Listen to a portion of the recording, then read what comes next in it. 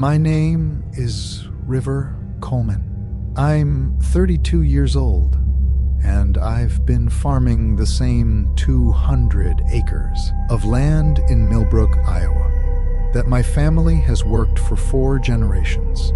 I'm recording this because I need someone to understand what's happening here, what's happening to me, before it's too late, before I become like the others. It started 3 weeks ago, on a Tuesday morning in late September. I remember the date exactly, September 19th, because it was the day after the first frost, and I'd spent the evening before worrying about my corn crop. The stalks were stunted, the yield was going to be terrible, and I was staring down the barrel of my 3rd failed harvest in a row. The bank had already sent 2 letters about the mortgage. I couldn't sleep that night. Just lay there in the dark, listening to my wife, Sage, breathe beside me, wondering how I was going to tell her we might lose everything. When dawn broke, I pulled on my work boots and headed out to survey the damage. The September air was crisp, carrying that particular smell of dying vegetation and turned earth that every farmer knows. Our property sits at the edge of Millbrook, where the town gradually dissolves into endless fields of corn and soybeans. The nearest neighbor, Marcus Hale, farms about half a mile east. Good man, we'd helped each other through rough seasons before. I was walking the western edge of my property when I saw it. At first, I thought my eyes were playing tricks on me, that maybe I'd finally cracked from the stress. There, in the middle of my failing cornfield, was a perfect circle of flattened stalks. But it wasn't the pattern that stopped me in my tracks. It was what was growing inside it. The circle was maybe 40 feet across, and within its boundary, the corn wasn't just healthy. It was thriving in a way I'd never seen. The stalks stood at least 9 feet tall, their leaves a deep, almost luminous green. But more than that, the ears of corn themselves seemed to pulse with a faint, blue-white light, like someone had strung Christmas lights through the husks. I know how that sounds. I know what people think about crop circles, all that UFO nonsense, but I'm telling you, standing there in the early morning light, watching my dying field interrupted by this impossible circle of glowing corn, I felt something I hadn't felt in years. Hope. I approached slowly, half expecting the whole thing to disappear like a mirage. The morning dew on the flattened stalks created intricate patterns, almost like a language I couldn't quite read. When I reached the edge of the circle, I noticed the temperature change immediately. Inside the circle, the air was warmer by at least 10 degrees, and it carried a sweet smell I couldn't identify. Something between honey and ozone. I reached out and touched one of the glowing ears. The husk was warm, almost hot, and when I peeled it back, the kernels underneath shimmered with that same bioluminescent quality. They felt normal enough, firm and fully developed, but each kernel contained a tiny point of light, like trapped stars. I pulled one free and held it up to the dawn light. The glow intensified in my palm, pulsing gently, rhythmically, almost like a heartbeat. I should have been terrified. Any rational person would have been. Instead, I felt drawn to it, compelled in a way I can't fully explain. I brought the kernel to my mouth and ate it. The taste was indescribable. Imagine the sweetest corn you've ever had. Then multiply that by 1,000 and add undertones of things that shouldn't taste like anything. Starlight, electricity, the color blue. The moment I swallowed, I felt a surge of energy, unlike anything I'd experienced. It wasn't like caffeine or adrenaline. It was deeper, cellular, like every mitochondria in my body suddenly kicked into overdrive. The exhaustion I'd been carrying for months, the bone-deep fatigue of failed harvests and financial stress, simply evaporated. I stood there in that circle for probably 20 minutes, just feeling alive in a way I'd forgotten was possible. When I finally walked back to the house, Sage was in the kitchen making coffee. She took one look at me, and her eyes went wide. "River, what happened to you?" she asked. "You look 10 years younger." I tried to explain, but the words came out jumbled with excitement. Finally, I just grabbed her hand and pulled her outside. We ran to the field together, actually ran, something I hadn't done in years, and when she saw the circle, she gasped. "Is this real?" she whispered. "It's real," I said. "And, Sage, you have to try it." I harvested one of the glowing ears and peeled back the husk. In the growing daylight, the bioluminescence was less obvious, but still visible, a subtle shimmer that seemed to dance across the kernels. Sage hesitated for only a moment before taking a kernel and eating it. I watched her face transform, saw the same surge of energy hit her system, saw years of stress melt from her features. We harvested 36 ears from that circle that morning. Careful not to take too many. Some superstitious part of me worried about depleting whatever miracle had created them. We brought them back to the house, and I called Marcus. "You need to see this," I told him. "Trust me, just come over." Marcus arrived 30 minutes later with his wife, Phoenix. They were skeptical until they saw the corn, until they tasted it. By noon, we'd called 6 other farming families in the area. By evening, 15 people had gathered in my kitchen, all of them glowing with the same impossible energy, all of them talking over each other about the miracle in my field.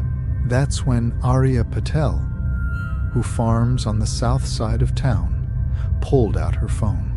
"I've got 3 circles in my soybean field," she said quietly. "Showed up this morning, just like yours." Within 24 hours, we learned that 17 farms in Millbrook had crop circles. All of them contained the same bioluminescent plants: corn, soybeans, wheat. Whatever crop was growing in that field, the circle version glowed and produced yields that defied every agricultural principle we knew. The town held an emergency meeting at the community center that Thursday night. Nearly 300 people packed into a space meant for half that. The mood was strange, equal parts wonder and unease. Mayor Zara Okonkwo tried to maintain order, but everyone was talking at once.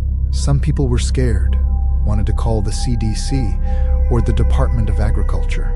Others saw dollar signs, talking about marketing the miracle crops and putting Millbrook on the map. A few religious folks claimed it was divine intervention, a blessing from God to reward our faithful stewardship of the land. I remember standing up and saying, "I don't care what caused it.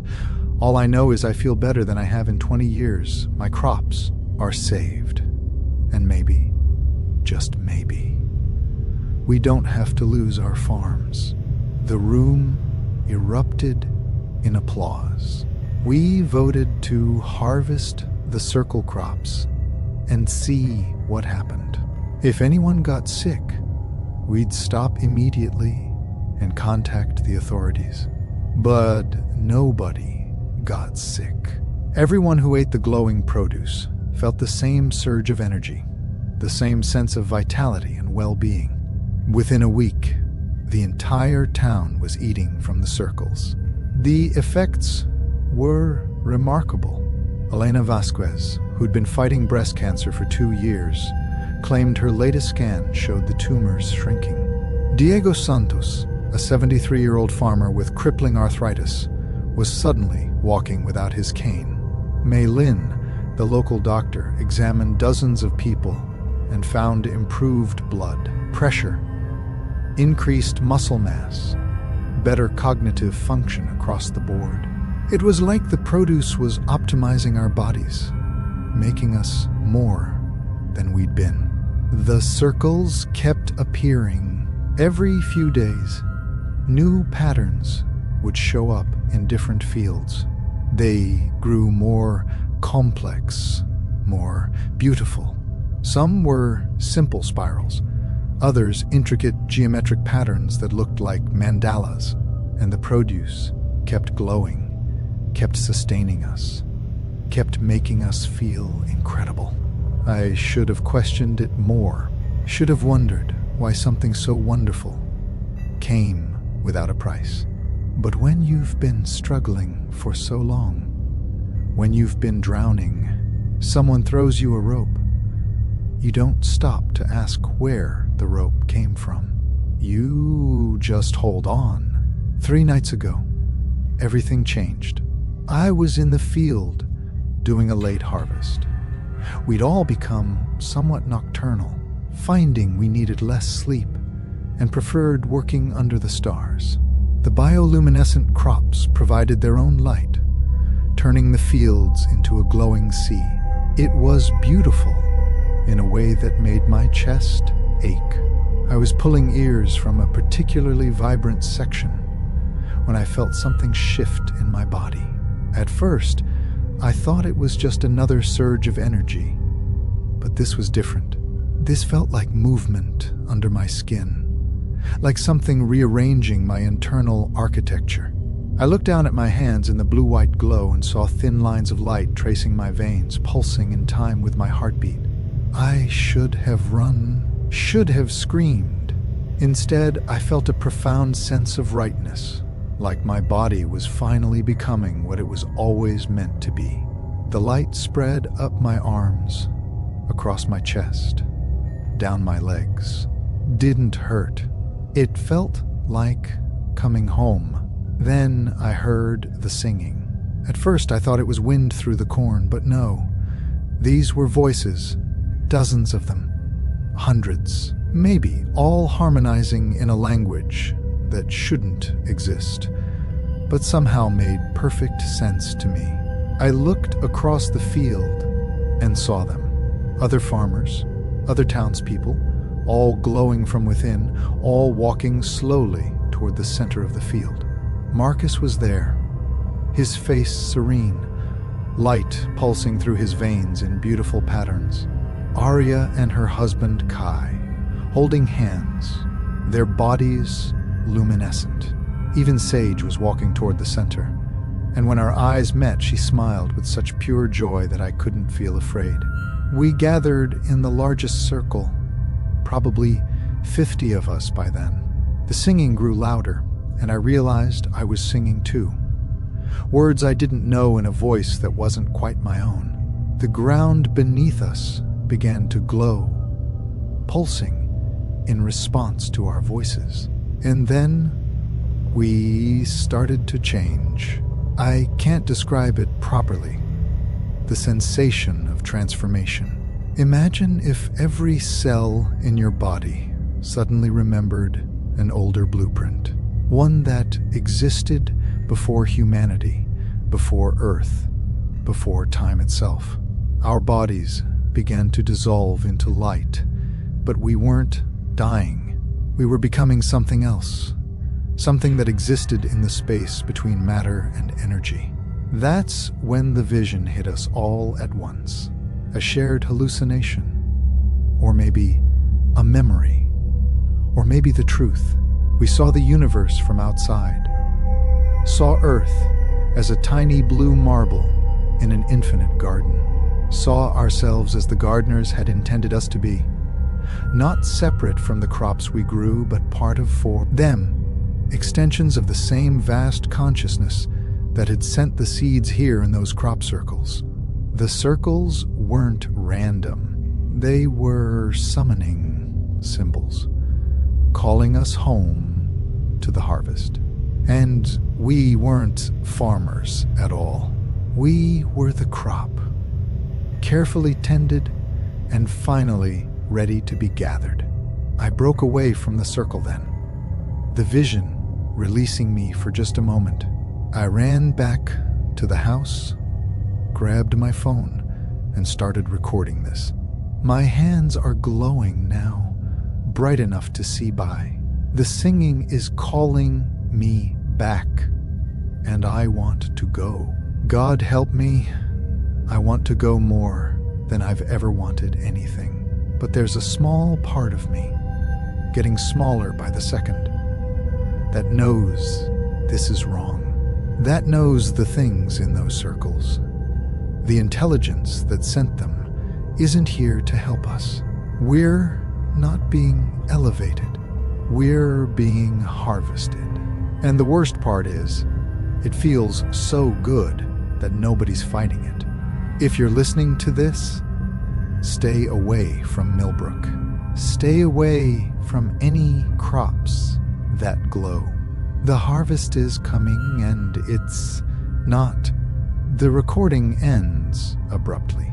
When police later examined River Coleman's property, they found his phone half buried in soil that continued to luminesce for another week before finally going dark. The entire town of Millbrook, Iowa, 287 residents, vanished on the night of October 12th, 2024. The only thing left behind was thousands of acres of glowing crops, and one small detail that the FBI has never publicly acknowledged. In the center of the largest crop circle, investigators found 287 small piles of what appeared to be human tissue, each one arranged in a perfect spiral pattern, each one still faintly glowing. My name is Atlas Gray, and I'm a security contractor for AgriCore Technologies. I'm recording this from a motel room 200 miles from the North Dakota facility where I worked for the past 8 months. I can't go back. More importantly, I can't let anyone else go there either. What AgriCore discovered in those fields isn't a scientific breakthrough. It's a door that should never have been opened. I need to start from the beginning, before everything went to hell, before I understood what harvest really means. AgriCore is an agricultural biotech company, one of the big players in genetically modified crops and yield optimization. I'm not a scientist, I'm just security, making sure nobody steals their proprietary seeds or sabotages their research. Easy work, decent pay, and I didn't ask too many questions. That was my first mistake. The North Dakota facility sits on 12,000 acres of former farmland, miles from the nearest town, perfect for confidential research. I worked the night shift with 3 other guards, Dante Rossi, Phoenix Taylor, and Nadia Al-Farsi. We'd do perimeter checks, monitor the cameras, and mostly just stay awake through the long, quiet hours. The actual research happened in the main laboratory building, a massive structure that looked more like a fortress than a greenhouse. Things started getting weird about 6 weeks ago. I was doing my 2 a.m. perimeter walk when I noticed something off about Field 7. That's one of their experimental plots, about 40 acres of genetically modified wheat designed to grow in extreme conditions. The field should have been dark, except for the security lights. But instead, there was this faint blue glow emanating from the crops themselves. I radioed Dante. "You seeing what I'm seeing in Field 7? Static for a moment, then, yeah, what the hell is that? Is that normal? Neither of us knew. We'd both been there less than a year, and the company didn't exactly share research details with security personnel. I walked closer to the fence line and pulled out my flashlight, though I barely needed it. The wheat was definitely glowing, a soft bioluminescence that pulsed gently, almost rhythmically. It was beautiful in an unsettling way. I took out my phone and snapped a photo, then reported it to the facility manager when he came in the next morning. Dr. Enzo Volkov, a severe man with wire-rimmed glasses and the personality of a mortician, barely glanced at my phone. "The luminescence is intentional," he said flatly. "It's a marker gene to indicate successful genetic modification. Nothing to be concerned about, but I was concerned. I'd worked security at 3 other Agri-Corps facilities, and I'd never seen anything like this. Still, I didn't push it. Not my job to question the science. The next week, the glow spread to 3 more fields. Then 5. Within a month, half the facility was producing bioluminescent crops. The night shift became surreal. We'd patrol through a landscape of glowing fields that looked like something from an alien planet. It was beautiful, hypnotic even, but it also meant we stopped using our flashlights. Why bother when the crops provided their own light? That's when the patterns started appearing. I noticed them first during my 3 a.m. check of Field 12. The wheat wasn't just glowing uniformly anymore. The light was forming shapes, geometric patterns that shifted and moved like a slow-motion kaleidoscope. I stood at the fence for 10 minutes, transfixed, watching the patterns pulse and reconfigure. "Atlas, you there?" Phoenix's voice crackled over the radio, snapping me out of my trance. "Yeah, I'm at Field 12. You need to see this." She met me at the fence 5 minutes later, and we watched the patterns together in silence. The wheat seemed to be communicating something through the light, creating language we couldn't quite read, but somehow understood on an instinctual level. It made me feel peaceful, calm in a way I hadn't felt since childhood. "We should report this," Phoenix said, but her voice was dreamy, distant. "Yeah," I agreed, though neither of us moved. We stood there for another 20 minutes before Nadia's voice on the radio jolted us back. "Guys, we've got movement in the north parking lot. Need backup." The spell broken. We headed to the parking area and found nothing. No vehicles, no people, no signs of disturbance. Nadia swore she'd seen someone on the cameras, but when we reviewed the footage, the screens showed only empty asphalt. Things escalated quickly after that. The scientists started working longer hours, often through the night. We'd see them in their white lab coats moving between buildings at 4 a.m., carrying sealed containers of the glowing crops. They stopped making eye contact with us, stopped responding to our greetings. They walked with purpose, but also with this strange synchronicity, like dancers who'd rehearsed the same routine 1,000 times.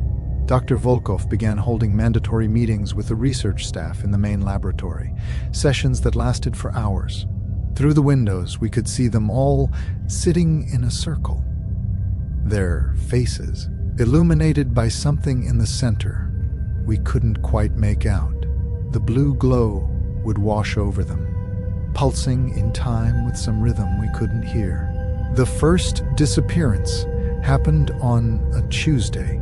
Dr. Mai Lin, one of the senior botanists, didn't show up for her shift. Her car was still in the parking lot, her workstation untouched, but she was gone. Security protocol required us to conduct a facility-wide search. We split up and covered every building, every field, every possible hiding place. I found her in Field 7 at dawn. She was standing perfectly still among the glowing wheat, her back to me, arms slightly raised. The crop pattern around her had formed a perfect circle. The wheat stalks all bending away from her like iron filings around a magnet. "Dr. Lin?" I called out, staying outside the field. "Are you all right?" She didn't turn around, didn't acknowledge me at all. She just stood there, swaying slightly, humming something I couldn't quite hear. I radioed for backup, and then made the mistake of entering the field to check on her. The moment I crossed into the circle, I felt it. A presence, vast and alien, pressing against my consciousness like deep ocean pressure. The wheat around me wasn't just glowing, it was watching. The stalks themselves seemed to lean toward me, and I swear I could hear them whispering in a language that predated human speech. Dr. Lin turned around slowly. Her eyes were open, but unfocused, reflecting the blue light of the crops. Veins of luminescence traced patterns across her face and hands, pulsing gently. She smiled at me, and it was the most terrifying thing I'd ever seen because it was genuine. She was happy, ecstatic even. "Can you feel it, Atlas?" she whispered. "Can you feel them calling us home?" "Who's calling?" I managed to ask, though part of me didn't want to know the answer. "The gardeners," she said, "the ones who planted us here so long ago. They're ready for the harvest now. We're finally ripe." I grabbed her arm to pull her back toward the facility, and the moment I touched her, I saw it. A flash of vision that burned itself into my brain. I saw Earth from space, saw the continents shift and reform, saw the rise and fall of civilizations. But underneath it all, threading through every moment of human history, I saw the pattern, the cultivation. We hadn't evolved on Earth. We'd been planted here, carefully tended through millennia by intelligences so vast we'd mistaken their interventions for natural selection, for divine providence, for random chance. The crops glowing in Agricor's fields weren't a human invention. They were an awakening mechanism, a signal that the harvest was beginning. And we, all of humanity, were the crop. I yanked my hand away from Dr. Lin and stumbled backward out of the circle. She didn't follow me, just turned back to face the field and resumed her swaying. Dante and Phoenix arrived then, and I tried to explain what had happened, what I'd seen, but the words came out jumbled and insane. We called Dr. Volkov, who arrived with a medical team. They sedated Dr. Lin and carried her to the medical wing. Volkov pulled me aside, his expression unreadable. "What did you see when you touched her?" he asked. "How did you know I started, but he cut me off. "Because I've seen it too. Everyone who's had direct contact with the mature crops has seen it. The vision, the understanding." He leaned closer, his voice dropping to barely above a whisper. "It's real, Atlas. All of it. We've been running tests, analyzing the genetic structure of these plants. They're not from Earth. The DNA contains information, memories, history, instructions. We thought we were creating these modified crops, but we were just activating what was already there, dormant in every seed on this planet." "That's impossible," I said, but it sounded hollow even to me. "Is it? Think about it. Why does every culture on Earth have myths about sky gods, about visitors from the stars? Why do ancient civilizations, separated by oceans, have similar agricultural practices, similar stories about beings who taught them to farm? He pulled out his phone and showed me a series of images, electron microscope views of the glowing wheat's cellular structure. Embedded in each cell was a pattern, a blueprint that looked disturbingly like a circuit board, or maybe a star map. They seeded this planet with life billions of years ago, Volkov continued, but not random life.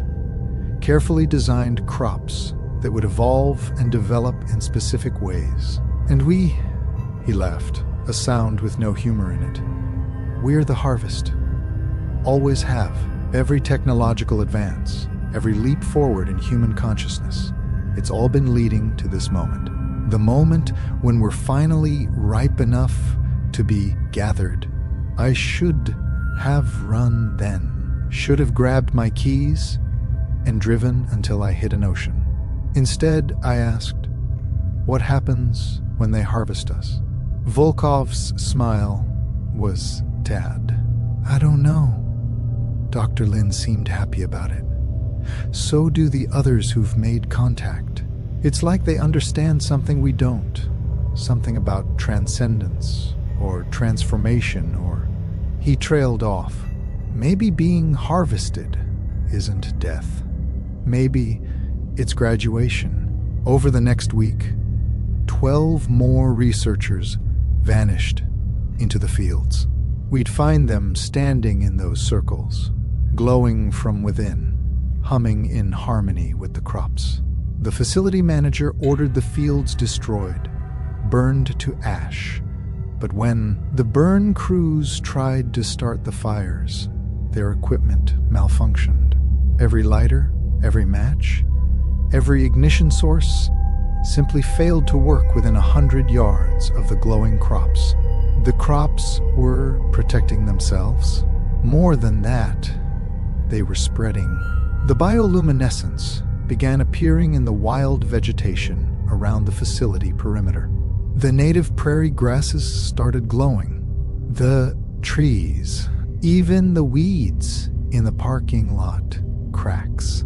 The awakening was spreading beyond Agri-Corps' control. That's when the government showed up.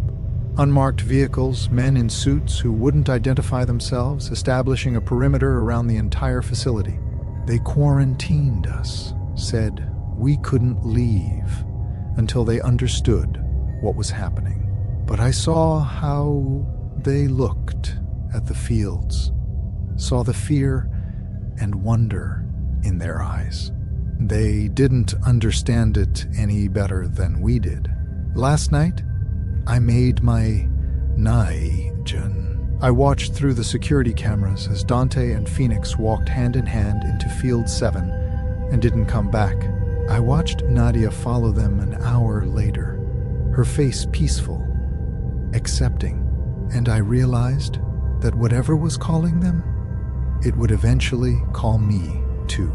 The more time I spent around the glowing crops, the more I felt the pull, the whisper at the edge of my consciousness, promising understanding, promising home. So I ran. I disabled the cameras, cut a hole in the north fence, and hiked 5 miles through darkness to the nearest road. A trucker picked me up, asked no questions when he saw my expression. I've been moving ever since, staying in different motels every night, always checking the local vegetation for signs of that blue glow. Because it's spreading. I've seen it in small patches here and there, mostly in agricultural areas. The news isn't reporting it yet, or maybe they're being suppressed, but I know what I see. Every farm, every garden, every place where humans have cultivated plants, those are the trigger points. Those are where the awakening is happening first.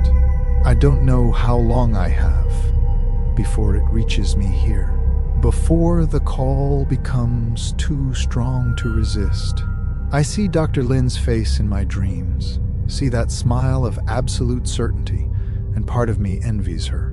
Part of me wants to understand what she understood, to feel that peace. But another part of me, the part that's still entirely human, is terrified, because I don't think the harvest is gentle. I think it's absolute. I think it's the end of humanity as we know it. The culmination of a farming operation that's been running for longer than our species has existed. We're the crop. We've always been the crop, and harvest season has finally arrived. If you're hearing this, check your local farms. Check your gardens. If you see plants glowing blue in the darkness, run. Don't try to understand it. Don't try to fight it. Just run as far and as fast as you can and pray that you can outrun the harvest. Though I suspect we can't. I suspect we were planted to be reaped, designed to desire our own harvesting. And when the time comes, when the call finally overwhelms me and I walk into those glowing fields, I'll probably go willingly, happily even, just like everyone else. The recording ended, but the motel manager in Williston, North Dakota, reported finding Atlas Gray's room empty the next morning. The TV was still on, his clothes were folded neatly on the bed, and his phone was plugged in and charging. The only unusual detail was the soil tracked across the carpet, dark earth that glowed faintly blue when the lights were turned off. The manager kept that detail to himself, though he did notice the weeds in the motel parking lot started glowing 2 days later.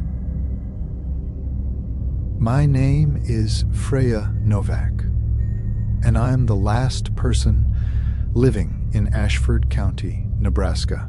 Population used to be 12,000.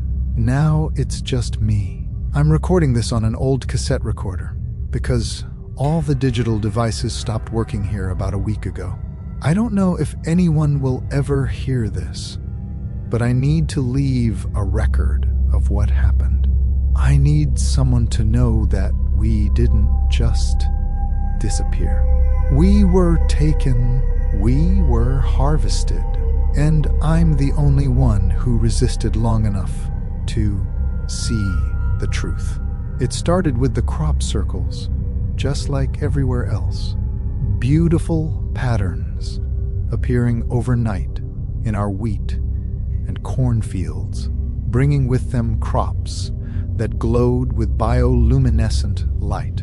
At first, we thought it was a blessing. God knows we needed one. 3 years of drought had nearly killed this county. When the glowing crops appeared and the farmers started eating them, started feeling that impossible surge of health and energy, it felt like divine intervention. I'm a veterinarian, not a farmer, but I live in farming country, and I know these people. They're good, hard-working folks who've been beaten down by bad weather and worse economics.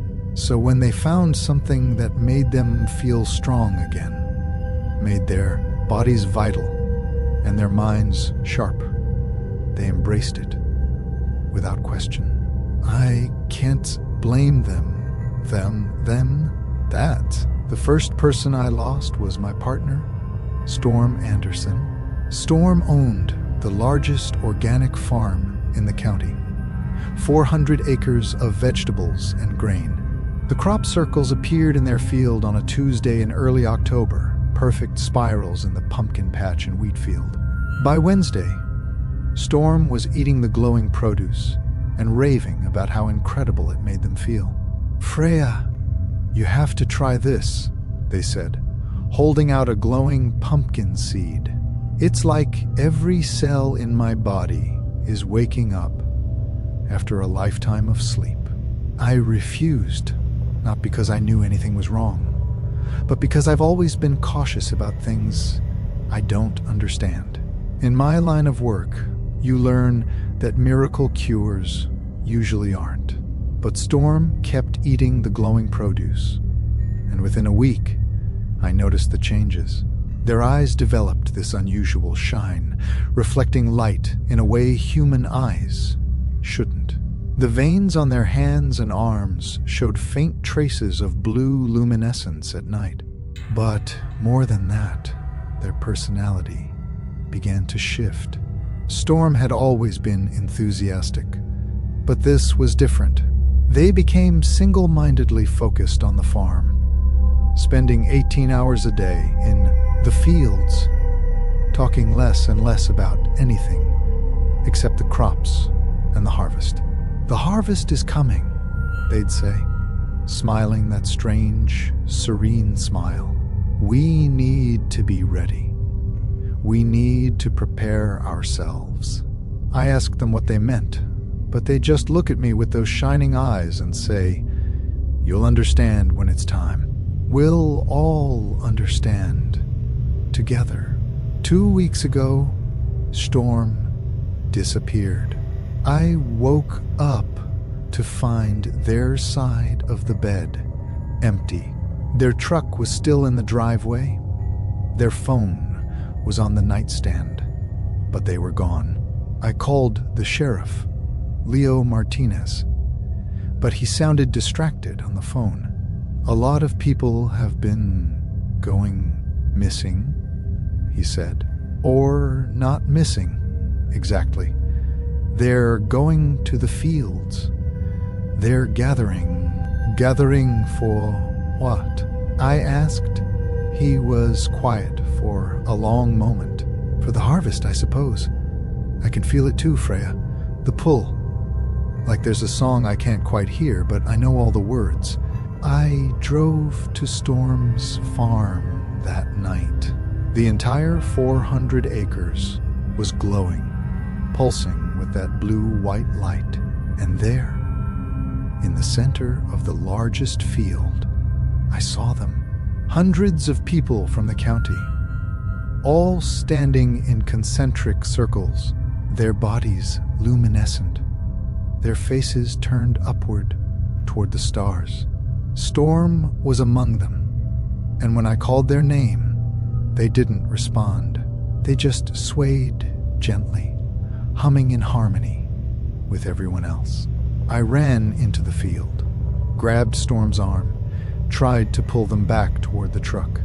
The moment I touched them, I felt it.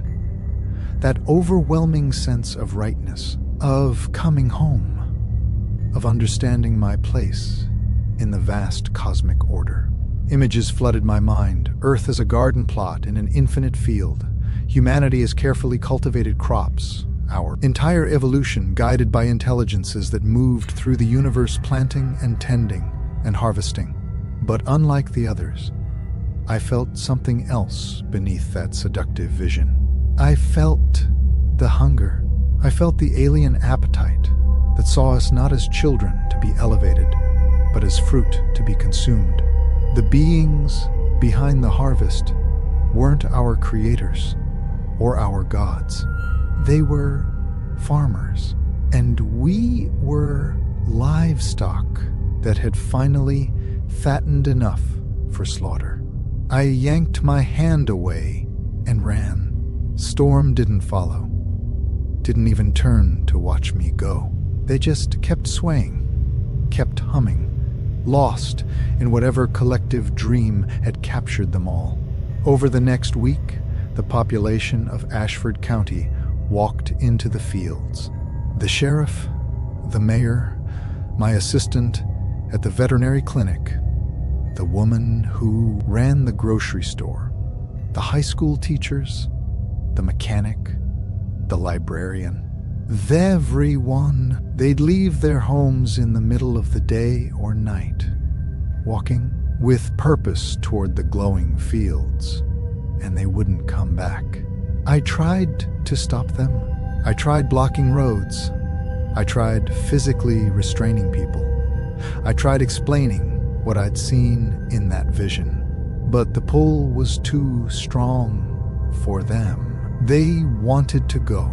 They were eager to be harvested. 3 days ago, something changed. The humming that had been constant, that chorus of hundreds of voices singing in the fields, suddenly stopped. The silence was worse than the noise. I drove out to Storm's farm again, terrified of what I'd find. The field was empty, no people, no bodies, just hundreds of small spiral patterns pressed into the glowing crops, each one about the size of a human body. And in the center of each spiral, a pile of what looked like ash mixed with luminescent soil. That's all that was left of them. That's all that was left of Storm. I collected a sample of the ash, analyzed it in my clinic lab. It was organic material, partially decomposed, but also partially transformed into something else. Something that wasn't quite plant and wasn't quite animal, but existed in some impossible middle state. The molecular structure contained patterns, information encoded at a cellular level, memories maybe, or consciousness, translated into biological data. They weren't killed. They were converted, transformed into a form that could be transported or transmitted or consumed by whatever intelligences orchestrated the harvest. Their bodies had become information, harvested like grain and bundled for shipping to places I couldn't imagine. I've been alone in this county for 3 days now. The glowing crops are still here, still pulsing with that seductive light. The pull is getting stronger. I can feel it now. That whisper at the edge of my mind, promising understanding, promising reunion with Storm and everyone else who's been taken. It would be so easy to walk out into those fields, to let go of this fear, resistance, to finally be part of something vast and ancient and purposeful. But I won't. Not yet, because I've discovered something that the others didn't live long enough to understand. I've been documenting the crop circles, mapping their patterns, and I've found the blueprint. The circles aren't random. They're sequential.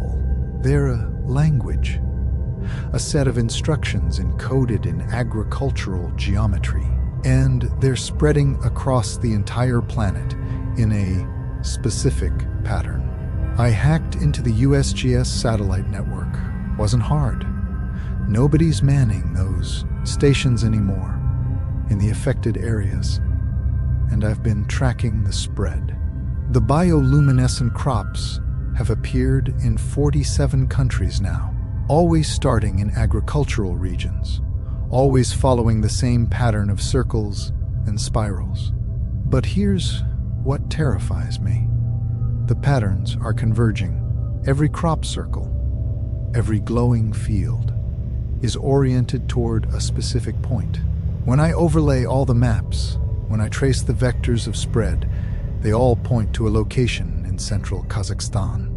That's where the harvest began. That's where the first seeds were planted, literally and figuratively.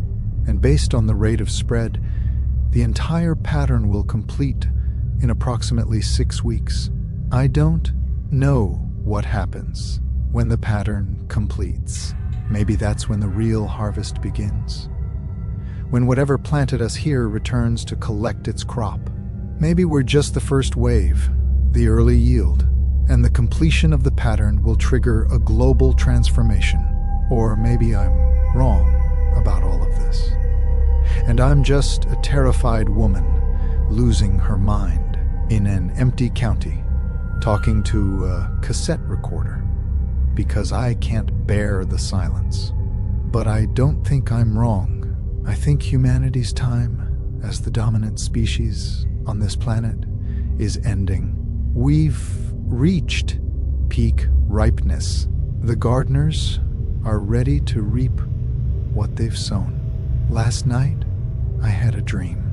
I was standing in Storm's field, but it wasn't Earth's field anymore. I was standing in an infinite garden that stretched across dimensions I couldn't name. I could see billions of other plots like Earth, each one at different stages of cultivation. Some were just being seeded. Some were in full bloom. And some, like ours, were being harvested. The beings tending the garden were too vast to comprehend, existing in too many dimensions at once. But I understood their nature. They were farmers on a cosmic scale, cultivating consciousness itself, growing awareness and thought and emotion across the universe like we grow corn. And when a crop reached its peak, when a civilization developed just enough complexity, just enough rich inner life, that's when it became ripe for harvest. We're not food for their bodies. We're food for something else. Something I don't have words for. Our experiences, our memories, our loves and fears and dreams, that's what they're harvesting. All of human history, all of our art and science and suffering and joy, bundled up and consumed by intelligences that exist outside of time, for purposes I can't fathom. When I woke from that dream, my hands were glowing. Faint traces of blue light pulsed under my skin. It's starting in two. The transformation, the ripening. I've held out longer than the others, but I can feel my resistance crumbling. The call is so loud now, so beautiful, promising an end to loneliness, an end to fear. I've been loading up my truck with supplies, planning to drive east, to get as far from the glowing fields as possible. But even as I plan my escape, I know it's futile. The crops are spreading faster than I can run. I saw on the news, back when the news was still broadcasting, that bioluminescent plants have appeared in every state now, every province, every agricultural region worldwide. There's nowhere to run that the harvest hasn't already reached. Part of me wonders if resistance is even the right choice. Everyone who's been harvested looked peaceful, looked happy in those final moments. Storm's face, when I saw them in that field, they were more at peace than I'd ever seen them. Maybe fighting it is the mistake. Maybe accepting the harvest is the only sane response to an inevitability we can't escape. But the human part of me, the stubborn part that's kept me alive in a county full of ghosts, refuses to go gently. If I'm going to be harvested, if I'm going to be transformed into whatever food these cosmic entities consume, then I'm going to make them work for it. I'm going to resist until the very last moment, until my body makes the choice my mind refuses to make. I'm leaving Ashford County tonight. I'm driving to the nearest city that still has people, still has resistance, because I saw on that USGS satellite feed that there are still dark zones, places where the bioluminescence hasn't appeared yet. Urban centers mostly. Places with less agriculture. Maybe concrete and steel can hold it back a little longer. Maybe there are others like me. Others who felt that hunger beneath the promise and chose to fight. Or maybe I'll get 50 miles down the highway and feel that pull become irresistible, and I'll turn the truck around and drive back to Storm's field and walk into those glowing crops and let myself be harvested like everyone else.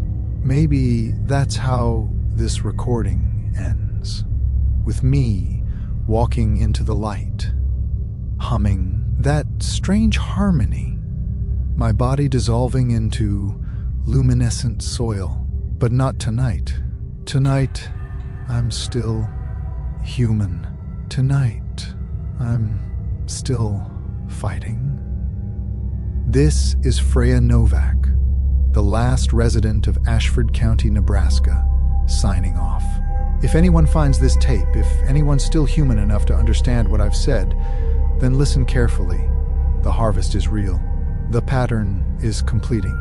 And when it does, when those cosmic farmers return to reap what they've sown, we're going to face a choice: surrender peacefully or resist, knowing we can't win. I've made my choice. I hope you make yours before it's too late. I hope you wait. I can hear something outside. It sounds like singing, but there's no one left in this county. There shouldn't be anyone left. Oh God. The crops are singing now without any humans in them. The crops themselves are producing that harmony. The wheat is swaying in patterns.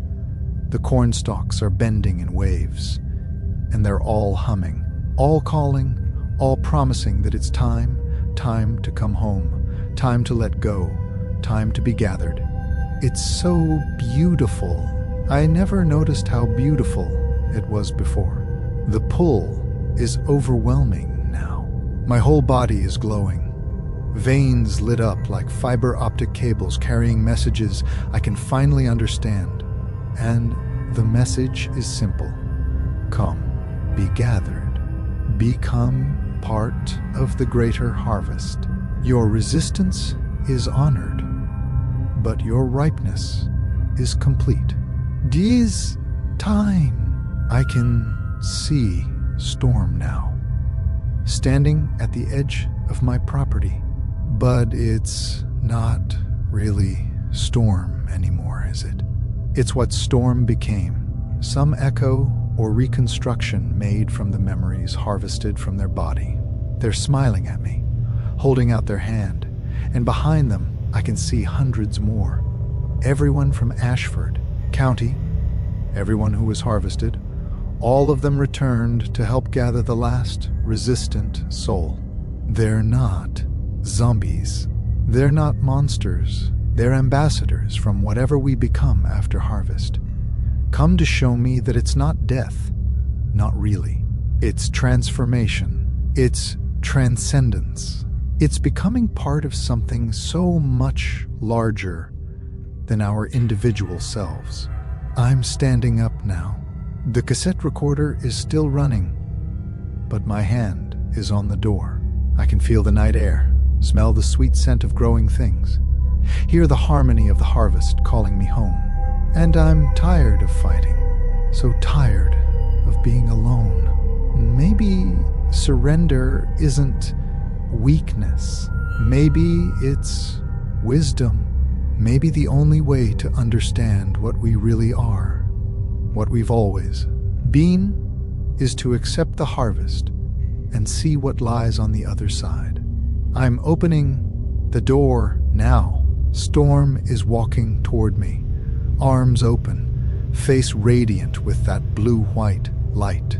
The crops are singing louder, a chorus of billions of voices across the planet. All of us ripening together, all of us ready for the gathering. And I'm walking toward them, toward Storm, toward the field, toward the harvest. It doesn't hurt. It feels like coming home. The recording continued for another 3 minutes. But all that can be heard is humming, a single voice joining a cosmic chorus, and then static. Freya Novak's truck was found in her driveway, keys in the ignition, engine running. Her cassette recorder was on the kitchen table, still recording. The tape ran until it reached the end, clicking to a stop at 4:47 a.m. When National Guard units entered Ashford County 2 weeks later, they found it completely deserted. Every building intact, every vehicle in place, every possession exactly where it had been left. But no people, just empty houses and glowing fields, and those spiral patterns pressed into the crops. 12,000 patterns in total, one for each resident. The official report classified Ashford County as a toxic contamination site and established a quarantine perimeter. The media was told it was a chemical spill. The truth was filed away in classified databases that fewer and fewer people have clearance to access, because the analysts studying the data keep walking away from their desks and driving to the nearest agricultural area and never coming back. The pattern continues to spread. The bioluminescent crops appear in new locations every day, and every day more people hear the call, walk into the glowing fields, and accept the harvest. Some resist longer than others. Some, like Freya, fight until the very end. But everyone, eventually, goes home. Closing message. The recordings you've just heard were compiled from devices found in 3 different locations across the Midwest. The FBI's official position is that these are hoaxes, elaborate fictions created by troubled individuals. They've seized the original recordings and destroyed most copies.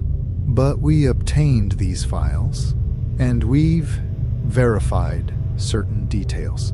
Millbrook, Iowa is real, and it is abandoned. The AgriCorps facility in North Dakota is real, and it's under military quarantine.